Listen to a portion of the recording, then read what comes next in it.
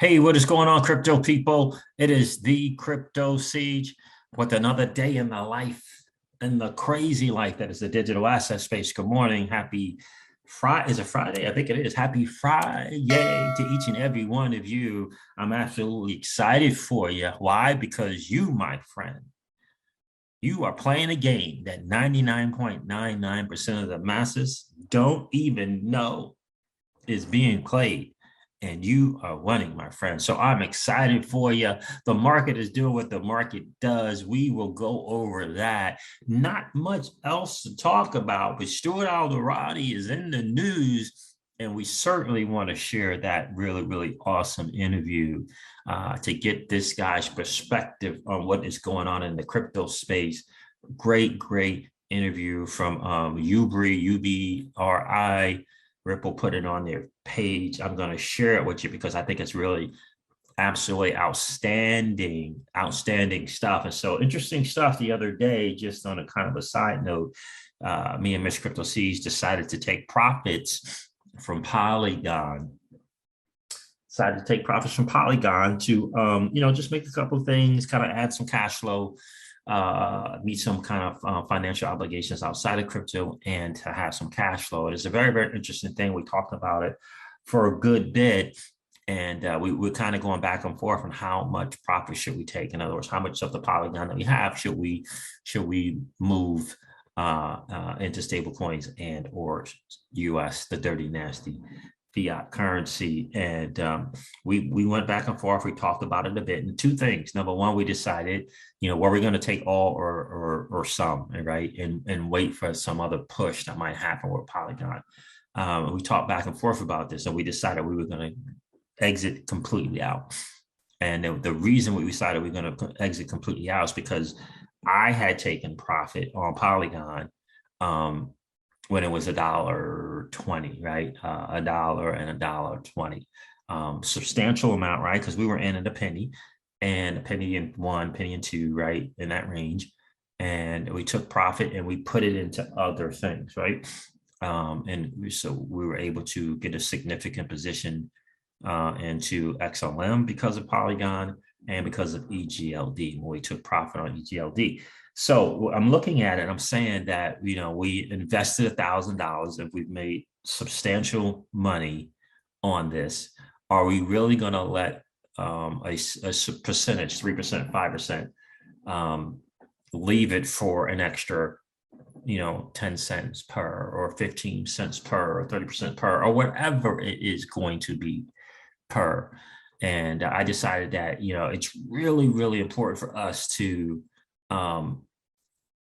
respect this, kind of mantra, this mantra in digital assets and finance as a whole. And that is, you are not rich because you are greedy. You are not rich because you're greedy. And we didn't want to fall into that thing, right? We didn't want to fall into that. This is Mrs. Crypto C's first kind of, venture into crypto, and really kind of a take profit thing. I have been taking profit and rolling it over and meeting other financial obligation. But in this one, we're taking profit to have a cash flow and meeting financial obligations. So it was two different kind of scenarios. And I pointed that mantra out to her, and we didn't want to be in that position. What if we take profit now at $1.88? Well, what if it goes to $2? We could, that type of deal, right? That kind of mentality. Well, what if it goes to 2? Should we leave some just in case it goes to 2? Should we wait another day just in case it goes? That kind of stuff, right? And you think if you're in something at a penny and it goes to $1.20, and then you're blessed because you still have a ton left and it goes to $1.88, you got financial obligations you got to meet, and they're kind of on a time, right? They're time sensitive. Do you mess around and play around for an extra whatever? And we decided we're not going to get in that. In fact, as soon as we decided to sell it all, it did go to $2, right? 12 hours later, right? It did go to $2.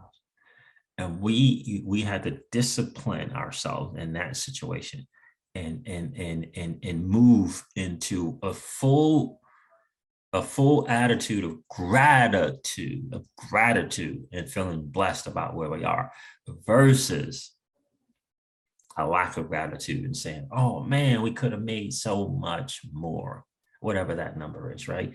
Hugely important. And so I'm glad we made the move, and I'm glad we made the move to exit the position, because we want to be in control of the money and not have the money be in control of us, especially emotionally. So guys, listen, it's a great time to be an early adopter in this new asset class, the digital asset space. Absolutely a blessing for sure. So I just want to kind of share with you that's kind of the day in the life of Mr. and Miss Crypto Seeds just a couple of days ago. And so we're blessed, right? We're over onto Celsius, taking advantage of the cash flow there and taking advantage of the nearly 9% interest that you can earn on your stable coin. So excited about that. But let's go over the market. By the way, guys, this is your XRP Ripple daily news in around 0 to 10 minutes. Now it says 2.74 is the total market cap for crypto. Let's refresh it. And CoinGecko now has the total market cap at 2.75 trillion. I believe the highest in the last week or so has been 2.78 trillion. So Bitcoin is at $61,465. Cool. Ethereum is at $4,365. We have a little bit of Bitcoin and a little bit of Ethereum. Binance coin is $511, and Cardano is at $2.01. Shout out to my guy Danny Loth. I hope you're doing well, my friend. Solana is at $198. XRP is $1.07. Polkadot's $42. Shiba Inu is at 0.00007496. It's up $171 on the 7-day. In fact, we went from exiting 1/3 of our crypto position on Shiba Inu to exiting 2/3. So we just have 1/3 left. And that has been a blessing as well, right? That was somewhere between a 10 and 12x, right? So we want to take that and be grateful that we have it, and not be grateful that we have it, right? And be able to do some nice stuff with it. So Dogecoin is at 28 cents, double figures on the 7-day as well, 16.8%. Well, Shiba Inu is 3 digits on the 7-day.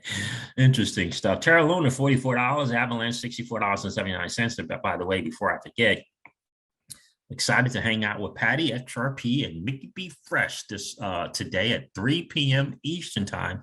I hope you can come and hang out. It's actually going to be a live stream, so you guys will be able to ask some questions. It looks like I'm going to be the interviewee, looks like, and so it'll be a cool hang. I'm still going to ask them some questions as well. But 3 p.m. Eastern on the Mickey B. Fresh and Patty XRP channel. So look for Mickey B. Fresh on YouTube.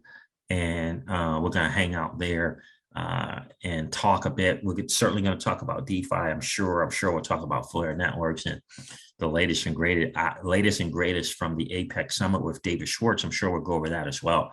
But mainly we're going to hang out and talk about, I think, how blessed we are to be in this space, and excited about potential ecosystems from Flare and from the XRP ledger. Pat, it's going to be a cool hang. I hope you can hang out with us today at 3 p.m. Eastern time. Polygon's at $1.95. It's up double figures on the 7-day at 29%. What else? I said Chainlink. Yeah, just said that. Algorand, a mintable F asset on the Flare Networks, is $1.85. Dogecoin, mintable F asset on the Flare Network as well, 28 cents. Of course, XRP is another mintable F asset on the Flare Network, soon to be launching. And Stellar Lumens at 35 cents, another mintable F asset on the Flare Network. I hope you have done your homework and your due diligence on the monster, that beast that is Flare Networks. All right, guys. So there it is there. That is really kind of the numbers. I don't want to go over too much, but the market is, of course, doing, what the market does, without question. So, guys, the big news in the street today is Stuart Alderoty. That dude at Ripple, the legal counsel at Ripple, in this interview. Really, really good interview. I don't know why that is going right there. I'm going to start this around minute 12:24 and let you take a listen to it. But I got to tell you, it is a really, really great interview, and I'm excited to share with you guys. Really, really excited. This guy is very, very smart, massively successful in his own right as an attorney, and I think you're really going to enjoy this interview here. Man, tried to move some, claim some assets on Convex today, and goodness gracious, last night I tried, and this morning, Ethereum fees in the hundreds and hundreds of dollars just to move a small four-figure number, hundreds of dollars just to claim it. Unbelievable. So tonight in the wee hours of the morning, somewhere between 12 and 3 a.m., I will make that transaction. I'll pay 50, 60, 70 bucks, but hundreds of dollars. Yeah, not happening. So let me see if I can get to the right spot here and share this. This dude is really, really sharp. It's great to see it from an attorney's perspective, but I do love the fact that he was excited about working with Ripple, excited about the potential of this new asset class that's the digital asset space, and felt like he could do his part to bring regulation to help grow this ecosystem from the lane in which he operates in as an attorney. I thought was really, really, really cool, and we can all play our part, which I think is really the important message. So I'll start here. The real question I think comes at 12:20, but I'll start at 12:15. And let's take a listen to this dude. Of ordinary intelligence, a reasonable opportunity to know what is prohibited. And as the SEC has sort of climbed up the ladder and went from classic securities fraud enforcement to much more esoteric theories, I think they have failed to give persons of ordinary intelligence in this space the opportunity to know what is prohibited. That's a really complicated and lawyer-like way of saying there is no clarity. Yeah. There's no clarity. It goes beyond fraud, right? So just a quick, I'm trying to do this as much as possible in layman's terms, but the Securities Act of 1933 and then the 34 Act, which creates the SEC and the securities rules, certainly it's intended to go after fraud, but it's also intended to require individuals, organizations to provide more disclosures for investors to make decisions. And so the rule states, right, if I want to sell or even offer to sell a security, I either need to file a registration statement or have an exemption. So let's get out of the crypto space. If I'm raising money for my startup and selling equity, I can't go sell that to my cousin unless my cousin is an accredited investor because there's an exemption for it. Even if it's not a fraud, it could be the next Facebook, right? So I guess, right, it does go beyond fraud. And so there are these, that rule I think is clear. And then, right, just so we know where we're at in the crypto space, the question then is are these assets, these goods, are they securities? And so, right, that goes beyond the question of whether they're fraudulent or not. That's right. And to be clear, the SEC's case against Ripple does not allege any fraud. It doesn't allege any market manipulation. It doesn't allege any front running. It's a very technical question as to whether Ripple's distribution of the digital asset known as XRP, which began in 2013, constituted the distribution of an unregistered security. And that's the piece where I think the SEC, and I can get into this part of the case because it's very public in terms of what our defense is. That's the part of the case. Number one, we don't believe XRP is what's called an investment contract and therefore a security. But if the SEC is able to stretch the law that far, there was no fair notice to a market participant that the law would be stretched that far. And again, we've got the Howey case, the Orange Grove case from 1946, and that's what everything tethers back to as to what defines an investment contract and what doesn't define an investment contract. And the SEC is fond of saying, it's very clear. Gary Gensler gives a speech, it seems like every day or every other day. It's really clear. Go read Howey. But I would ask, if Howey is so clear, why then did the SEC have to issue a digital asset framework in 2019 that morphed 3 Howey factors. Great question. If it's so clear, why'd you have to come up with a new framework in 2019? Absolutely great question. Smart dude. Into more than 30 Howey factors, depending on how you count. Hester Peirce, the SEC commissioner, said that was the Jackson-Pollock approach, where you just throw a lot of factors on a canvas and there's no clear message. And to make it worse, Adam, if anybody is interested, go back and read that guidance. Go back and read footnote 10. They actually read one of the 3 Howey factors out of the Howey case, common enterprise. So not only do they confuse the law, but they try to rewrite the law.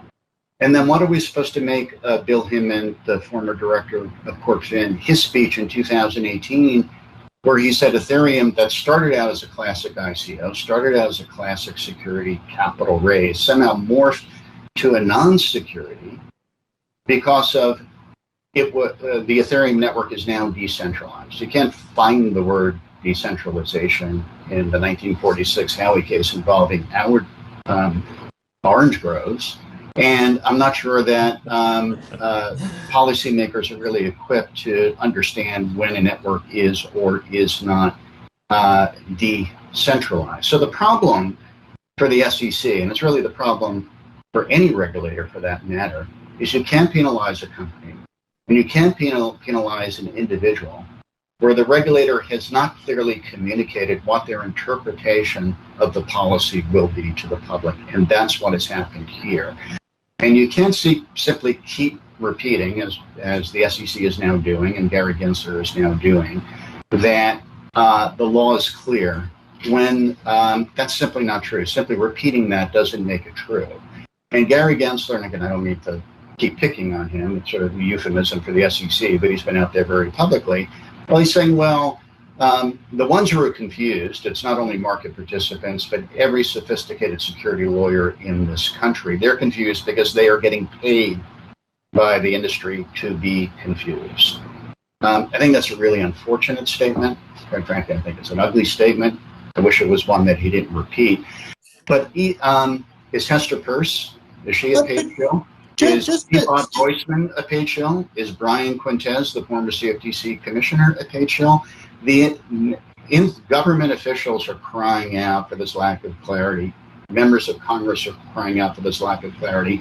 And Gary Gensler on the one side is saying there's clarity, but then in the same breath he's saying, but I need Congress to help me pass new laws to bring clarity to the space. So you can't have it both ways. But Stu, I guess one thing I'm struggling with, and you know, I think maybe at least I read at least that part of Gary Gensler's commentary a bit different in the sense that I think this is an area where there is ambiguity, like with a lot of regulatory issues. And I think for a lot of, you know, I went to law school, you went to law school, I practiced and represented, I'm now in academia. When you have an ambiguous issue, you're often hired to represent one side, and it doesn't mean you're wrong or you're a shill. And so maybe that's fair to take issue with that language. But I guess if we step back for a minute, you know, I still, and maybe we talked about a different example, which I bring up given kind of what you know, you all being, you know, in active litigation on this. So this last month, Coinbase has been working on a new project or new product, Coinbase Lend, and it's been quite public that they've kind of tried to interact with, according to Coinbase, the SEC, and then the SEC has since filed a Wells notice, meaning the staff intends to recommend to the commission that the commission sue Coinbase and Open Court. And a couple of things there, you know. Yeah, so I think we heard about, I don't know about this Wells notice though. So the staff intends to send something to the commissioners to sue Coinbase, I guess, in reference to the Coinbase Lend. It's I guess we did hear about that, but that's very, very interesting to me. In my reading of the Coinbase Lend product, I think it is uncertain whether that product qualifies as a security based off of Howey and Reeves and other things. And so my advice, or if I was working with Coinbase, I'd say, listen, you are the most highest profile company in this space. I think there is some questions about this product. I could probably make an argument on both sides, but you are risking, and being that you're the kind of highest profile enforcement target for the SEC, there is some risk. And so the kind of surprise and shock and saying, well, others are doing it, I just, for me, that's, I just, as someone that's followed this, that's how the regulators have always acted in this country. They have limited resources. And then just further, I think when an issue is ambiguous, right, you get the opportunity to, I think, argue that in court and resolve it there. Now, granted, that's expensive and time consuming. And certainly we'd all love to be in a place where there is more guidance. But I guess my question in this, and a lot of comments there, is just, I guess, I don't know. I mean, should we have been better as the lawyers, prior to even you joining, about guiding some of the folks in this space about how regulatory bodies work in this country? I guess I'm not surprised by any of this, and I think this is how things work here. Yeah, so a couple of things, Adam. Number one, it is expensive and burdensome, and I think the SEC counts on the fact that it's going to be really expensive and burdensome, and they count on people surrendering, and which is unfortunate. But let's talk about the Coinbase thing for a minute. So I don't know enough about the Lend product to opine on it, but this is what I hear Coinbase complaining about. They say the SEC says, come on in, talk to us. The water's safe. So you go in and you talk to them. And then rather than having a conversation, and I assume Coinbase hired the best lawyers to advise them on the Lend product and how to get it right. So you go in and have that conversation, you have your best securities lawyers with you. And rather than entering into a dialogue with the SEC about what the SEC may think you have wrong and how you can fix it, it turns into a secret inquisition. It turns into an investigation. I call it the creepy white panel van approach to enforcement. Once you take the bait, you're in, you're trapped, and you can't get out. And that's regulation by enforcement at its worst. And in the process, at the end of the day, the SEC says, we think you're on the wrong side of the law, but we're not going to tell you why. We're not going to tell you why your lawyers got it wrong. You need to fix it. And if you don't fix it, we're going to bring an enforcement action against you. A couple of things. Number one, who really gets hurt in that at the end of the day is, I do think it's the investors or the retail holders or the consumers that are making who want to use these products in the U.S. because this uncertainty whipsaws them. Just go back to the moment what happened in the Ripple case when the SEC filed its complaint against Ripple on December 22nd of last year. $15 billion in XRP market cap was erased. Who was left holding the bag? The U.S. retail holder of XRP that actually has no connection with Ripple. The court in the Ripple case just recently gave those retail platform to be heard, which I think is a good thing. But Coinbase is now withdrew their Lend product. But and I know there are many others who are out there offering the Lend product. And so the product is out there, it's live, it's being offered, consumers are availing themselves to it, but Coinbase, who did the right thing, who went in and engaged, somehow ended up on the wrong side of it, and they can't offer the product, whether the product needs to be conformed or doesn't need to be conformed. But the SEC in this process is picking winners and losers, which is unfortunate, and I think ultimately they're hurting the retail consumer at the end of the day. So that's a great answer without question. And so they ask you to fix something, but they don't tell you what needs fixing. Now, anyone with just half a brain understands and realize that disgorgement and the earnings that they get from settlement, and understand that settlement is a lesser of two evils. That's the challenge, and the SEC knows it. The SEC knows that a settlement is the less of two evils for these companies. If they're not as substantial as Coinbase or Ripple, right, then the SEC knows that this settlement is the lesser of two evils for them. So they can go out and, if you will, pick the winners and losers, because the settlement is a win for them. It's a win for the SEC. A settlement is a win for the SEC. And they know it.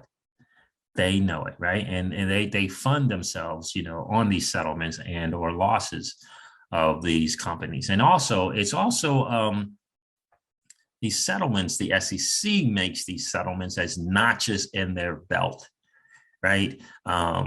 They throw out these numbers of value, 20 million, 40 million, 100 million, 200 million, and they go before Congress with numbers to try to make themselves valid or value and show what they're doing, quote unquote, in their position. And if you want to say what the U.S. taxpayers' money, you can probably say that as well. So it's just a big, this whole regulatory framework that the United States has as regulators it's turned into just a nasty business. That's what it's turned into, where the SEC has to justify their existence through numbers, like in terms of the money that they take in, the number of enforcement actions that they take as well, right? So the number of enforcement action, right? Look, we did 200 enforcement actions last year. This year, we're up to 300. We brought in, we protected the American investors with this amount, although they only give you 1% or less than 1% of the total amount that they take in, they give to the retail investor that is supposed to be protected. So it's turned into a very dirty and nasty business. And unfortunately, Congress has to step in and change the way things are done. They have to step in and change the way things are done. And Congress can at times be slow to move. And the SEC knows this. And then you throw in the politics of it all, where particular chairs like Gensler, they have political aspirations. Now they're using this to kind of, if you will, amp up their resume, if you will. It's a pretty disgusting thing. Thanks, Stu. I think just to my, again, understanding, and I think at this point we really just kind of have what Coinbase has shared. So I don't know if we know the kind of full detail of their engagement. Also, I think they did open up a waiting list for the product, and I think maybe perhaps that constitutes an action by Coinbase, whether it constitutes the offer of a sale of a security, and that's what caused the SEC to kind of file the Wells notice. We don't know. But I also, to your point about kind of picking winners and losers, again, maybe this is unfair, but that's always the approach the regulators have taken, right? It's not like they have the capacity to just go, I think, after every actor in the space. If they feel like this sort of lending problem is problematic, then again, Coinbase is probably the most likely enforcement target. So again, I don't know if that's fair. I think maybe it's efficient the way that our regulators are resourced in this country, but I think that's just always how they've done it, going after what they seem to be the highest profile. And maybe that's just the burden of being Coinbase and being as large and high profile as it is. I'm not sure. So maybe that works. So again, coming from the banking world, maybe that works where a regulator's jurisdiction over an industry or over market participants is clearly defined and sort of not in dispute. So in that case, if a bank ends up on the wrong side of an OCC or Federal Reserve regulation, there'll be a high-profile enforcement action, and then you have all of the regulators and supervisors that crawl into every bank, and they said, "Oh, did you see what they just did to Citibank or Bank of America or J.P. Morgan Chase? You need to come into line." So all the dominoes fall. Here, I don't think that works because the jurisdiction of the SEC is unclear, and the SEC is trying to gain that jurisdiction through this regulation by enforcement approach, which I think fails. Yeah, absolutely. Fair point. Stu, to kind of connect with something you said earlier, and one of the concerns about kind of the regulatory, overreach or ambiguity in the U.S. is that it creates arbitrage and that innovation moves offshore. But we talked about, I think the risk there is arguably things can go one of two directions. They can become more clear, as you pointed out, in jurisdictions like Singapore. They can also become more clear in a different direction, a la China. And so I guess, can you speak to kind of that landscape and how you navigate that? Sure. Well, I think we are, Ripple, we believe, is one of the adults in the room in this space. So before we launch in the country, we really want to make sure that we're respecting the laws and the licensing framework, and we are navigating, and our customers are navigating to those jurisdictions where there is that clear licensing framework. I think you see it, and there are some jurisdictions that are just outright hostile to crypto and say, don't do business here, and we'll avoid those. China, has just announced, recently announced their ban. I guess they announce a ban on crypto about every 6 months, but they just announced their latest ban. I do think there is some, the coincidence of timing on that one with the launch of the digital yuan is interesting, because I think they want to displace unregulated crypto with state-regulated digital money, so they can maximize their surveillance opportunity. But I guess, and I don't know if I'm touching on your question, but I guess what we're navigating, we embrace regulation. This is not about not having regulation. This is not about not having investor protection. This is not about not protecting the integrity of the markets. And in most other countries where we're doing business, we are able to get there. We're able to understand it. And in the U.S., we continue to have this struggle. And I do think, and I know some folks believe it, some folks don't believe it, but I think innovation in the space is leaving the U.S. And I know that just from my job, day in and day out. I know where my customers are headed, or where Ripple's customers are headed, and I know from just talking to some of my contemporaries in this space. And if you don't believe, not you, but the euphemism, if you don't believe that, then I think you have to believe that at least the innovation is being stifled. We're not allowing this innovation to reach its full potential. Think about, as you know, what happened in 1996 in this country with the nascent industry of the internet.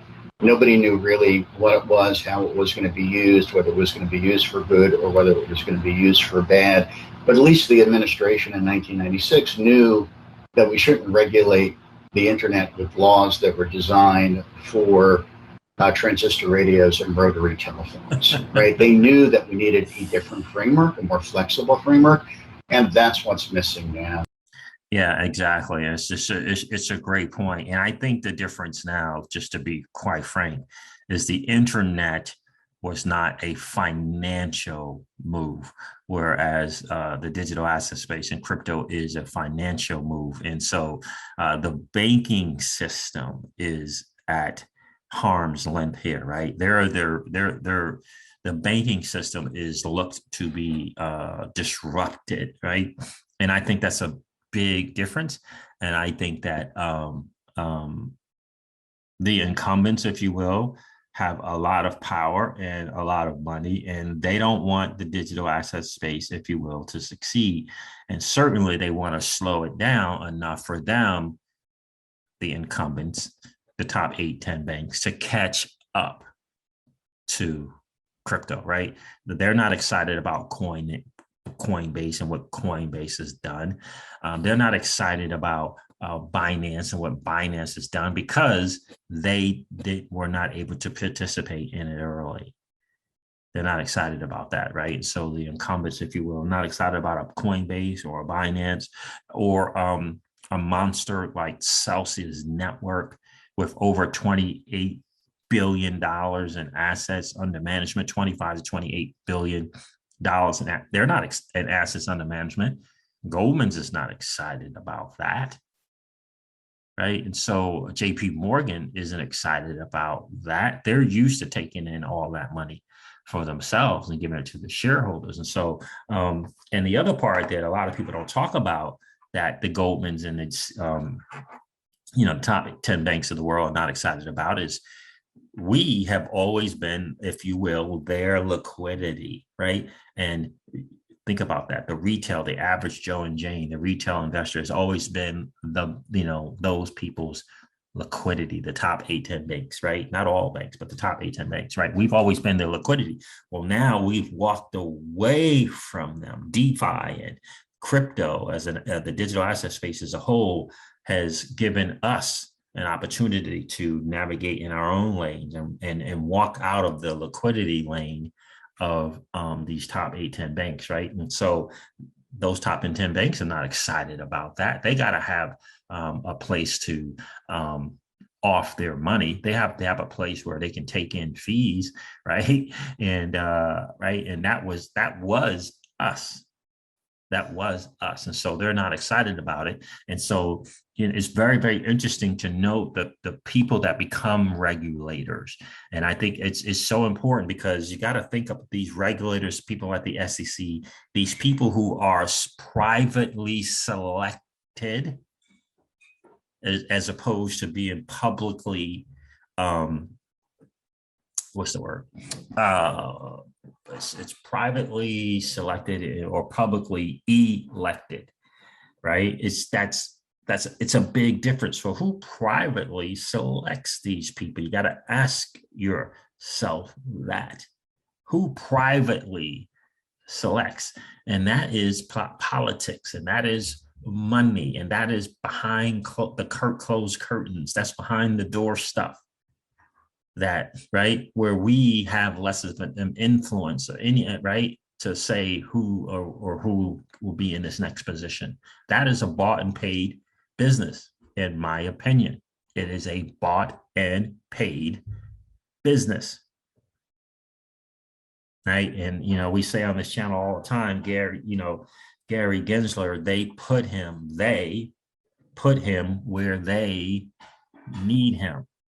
You don't think you think it's a coincidence that the likes of Lubin and Clayton with his wife and Gensler, you don't think it's a coincidence that they happen to be former Goldman Sachs people? You don't think that's a coincidence? Right? It's very, very interesting stuff. So anyway, I'm going to end that video on that note. I hope you get a chance to go to the official Ripple channel and check out this interview with Stuart Alderoty. It's great, absolutely great stuff for sure. Thanks for hanging out, guys. Don't forget, today at 3 p.m. Eastern on the Mickey B. Fresh YouTube channel, we will be hanging out, having a good talk and good discussion about all things. I'm sure they got some great stuff lined up. Flare Networks, XRP Ledger, David Schwartz at the Apex Summit, DeFi as a whole. We're certainly going to talk about ecosystems and what I believe to be the next move in this asset class, and that is an all-in approach, if you will, to an ecosystem for sure. So I'm really, really excited to hang out and talk some stuff, share a little bit of that Wealth Wednesday mindset and wisdom with you guys. It's going to be a really cool hangout for sure. All right, guys, listen, I'm going to end this video like I do all of my videos and remind you guys of this, that old money doesn't want you to win. They don't want us to win. They would rather that we remain a cog in their perpetual wheel of trading our time for dollars. They don't want us to participate in the same playground that they play in, where we allow our money to work for us. This is our chance to win, guys. The digital asset space is our chance to win. We are in the midst of the greatest transfer of wealth in the history of man. Are you participating, or are you standing on the sidelines? Here's what I do know, that the battle for you has already been fought, and the victory is yours. Go get it. I'll talk to you soon, guys. See ya. Bye.